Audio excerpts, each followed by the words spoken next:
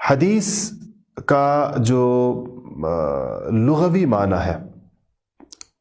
جو عام طور پر لفظ استعمال ہوتا ہے عربی زبان میں، یہ جدید کے لیے بھی استعمال ہوتا ہے، کسی نئی چیز کے لیے بھی،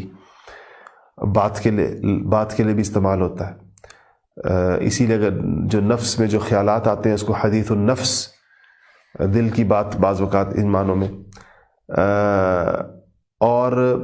قرآن کے اندر یہ لفظ موجود ہے، وَأَمَّا بِنِعْمَةِ رَبِّكَ فَحَدِّثْ۔ اس کے علاوہ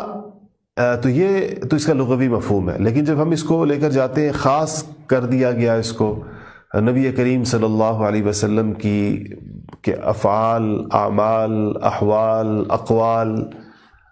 ان کے ساتھ، تو یہ حدیث کہلاتی ہے۔ یعنی ہر وہ چیز جس کی میں نے کہا کہ بڑی جامع تعریف ہے، جو میں نے آپ کو بتایا کہ ہر وہ چیز جو نبی کریم صلی اللہ علیہ وسلم کی طرف منسوب ہو تو وہ حدیث کہلائے گی۔ سنت طریقے کو کہتے ہیں عام طور پر، من سن سنتاً حسنتاً، تو یہ مشہور حدیث آپ نے سنی ہوگی کہ جس نے کوئی اچھا طریقہ اختیار کیا تو اس کا اجر اس کے لیے بھی ہے، اور جو اس پر عمل کرے گا اس کے لیے بھی ہے، اور جس نے کوئی برا طریقہ ایجاد کیا تو اس کے لیے اس کا گناہ ہے، اور پھر اس پر جو لوگ اور چلیں گے ان کا گناہ بھی اسی کو ہوگا۔ اچھا جی، لیکن سنت اور حدیث میں بعض حضرات تو فرق نہیں کرتے، کہتے ہیں کہ ایک ہی چیز ہے، لیکن اس میں ایک ٹیکنیکل فرق ہے جس کو دیگر حضرات، دیگر محدثین کرتے ہیں۔ وہ کہتے ہیں کہ نبی کریم صلی اللہ علیہ وسلم کی طرف منسوب ہر چیز حدیث کہلائے گی، حتیٰ کہ ضعیف احادیث بھی احادیث ہی کہلاتی ہیں، اور صحیح احادیث بھی احادیث کہلاتی ہیں۔ سنت وہ طریقہ ہوگا نبی کریم صلی اللہ علیہ وسلم کا جس پر، جو بالکل درست احادیث سے آپ کا وہ طریقہ، جس پر آپ کا چلنا اور آپ کا اس کے اوپر عمل کرنا آخر تک، اپنی وفات مبارک تک، یعنی وہ منسوخ نہ ہوا ہو، درمیان میں اس کو آپ نے چھوڑا نہ ہو، وہ سنت کہلائے گا۔ اس لیے بہت سی چیزیں ایسی ہو سکتی ہیں جو حدیث میں ہوں لیکن سنت نہ ہو۔ مثلا کوئی عمل ایسا جو نبی کریم صلی اللہ علیہ وسلم نے کسی وقت کیا ہے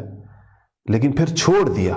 تو حدیث میں تو اس کا ذکر ملے گا لیکن وہ سنت نہیں کہلائے گا آپ کے چھوڑ دینے کی وجہ سے، بلکہ اگر آپ کا ترک جو ہے، آپ نے سنت وہی عمل کہلائے گا جس پر آپ آخر تک عمل پیرا رہے۔ اسی طرح کوئی عمل کسی مجبوری کی وجہ سے کیا گیا ہے تو وہ عمل حدیث میں تو ملے گا لیکن وہ سنت نہیں کہلائے گا، کیونکہ اس کے مقابلے میں وہی سنت کہلائے گا جو بغیر کسی مجبوری کے آپ کا معمول رہا، وہ سنت کہلائے گا۔ اچھا، سنت میں ایک بات یاد رکھیے کہ سنت کے 2-3 وہ ہیں، مفاہیم ہیں۔ مثلا ہم ایک سنت فرض کے مقابلے میں لاتے ہیں،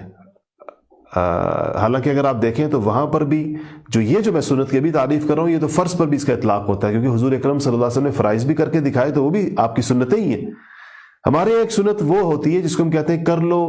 تو ثواب ہے، نہ کرو تو گناہ نہیں ہے، پکڑ نہیں ہے۔ یہ سنت کا ایک الگ مفہوم ہے جو بیان کیا، جیسے سنتیں غیر موقدہ ہم کہتے ہیں، نمازوں کی سنتیں ہیں، میں نے کہا جو ہم فرض کے مقابلے میں لاتے ہیں۔ یہاں جو ہم سنت کہتے ہیں اس سے مراد وہ والی سنت نہیں ہوتی،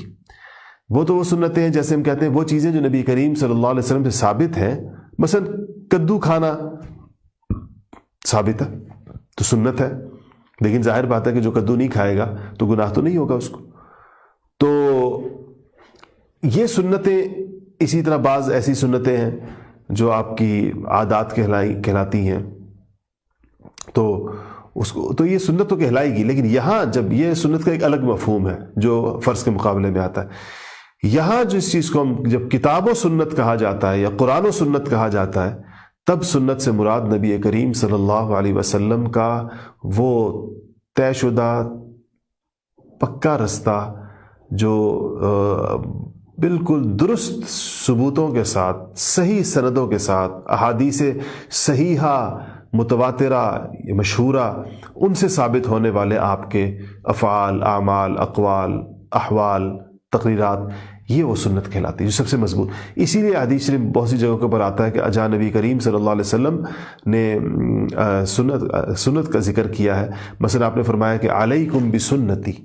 کہ تم لوگوں کے اوپر میری سنت کو پکڑنا لازم ہے، وہ سنتی خلفاء الراشدین المہدیین، تو سنتی کا لفظ استعمال کیے۔ تو جہاں پر آپ نے کہا ہے کہ میں دو چیزیں چھوڑ کر جا رہا ہوں، وہاں پر بھی لفظ سنت استعمال ہوا ہے، اور یہی لفظ سنت اللہ تعالیٰ کے نبی قرآن شریف میں استعمال ہوا ہے۔ قرآن میں آتا ہے کہ وَلَن تَجِدَ لِسُنَّتِ اللَّهِ تَبْدِيلًا وَلَن تَجِدَ لِسُنَّتِ اللَّهِ تَحْوِيلًا۔ سنت اللہ، اللہ تعالیٰ کی سنت، یعنی اللہ تعالیٰ کا طریقہ کار، اللہ تعالیٰ کا قانون کہہ لیں آپ۔ سنت اللہ سے مراد ہوتے ہیں قوانین الہیہ، اللہ پاک کے قوانین جو اللہ پاک نے طے کیے ہیں۔ تو سنت رسول سے مراد نبی کریم صلی اللہ علیہ وسلم کا وہ طریقہ